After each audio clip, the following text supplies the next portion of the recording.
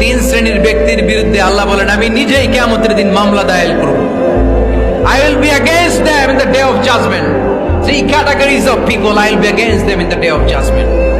তিন শ্রেণীর লোক কিয়ামতের দিন তারা ছাড় পাবে না। আল্লাহ বলেন আমি নিজেই তাদের বিরুদ্ধে মামলা দায়ের করব। এর মধ্যে এক শ্রেণীর লোক হচ্ছে রাজুলুন ইস্তাআজারা জিরান ফাস্তাউফা মিনহু ওয়া লাম ইউতি আজরা। একজন শ্রমিক ভাড়া করে তার কাছ থেকে কাজ নিয়েছে কিন্তু তার পারিশ্রমিক আদায় করে নাই। এরকম আছে না নাই? দাপট দেখায় ইউনিভার্সিটির ক্যান্টিন গুলোতে, ইউনিভার্সিটির ক্যান্টিনে যে খায় মাগার বিল দেয় না, এরকম টাকায় দাসরা নাই। চায়ের দোকানে চা খায় আগে পরে দিমু বিল দেয় না, আছে না নাই? দোকানে যে পণ্য কিনে বিল দেয় না, পরে দিমু, আছে না নাই? কিয়ামতের দিন আল্লাহ তোরে মাস্তানি ছুটাবে, চিল্লা এখন ঠিক কিনা?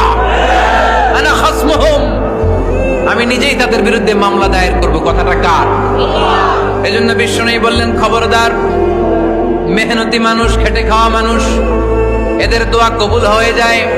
আতুল আজিরা আজরাহু ক্বাবলা আন ইয়াজিফা আরাকুহু। খবরদার, বিশ্বনবী বললেন শ্রমিকের ঘাম শুকিয়ে যাওয়ার আগে তাদের পারিশ্রমিক মিটিয়ে দাও।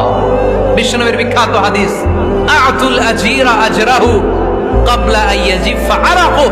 শ্রমিকের ঘাম মাটিতে লাগার আগে, শুকিয়ে যাওয়ার আগে তাদের পারিশ্রমিক মিটিয়ে দাও। কেননা তারা যদি বদদোয়া করে তোমার জীবনকে জাহান্নাম বানিয়ে দিবে কে?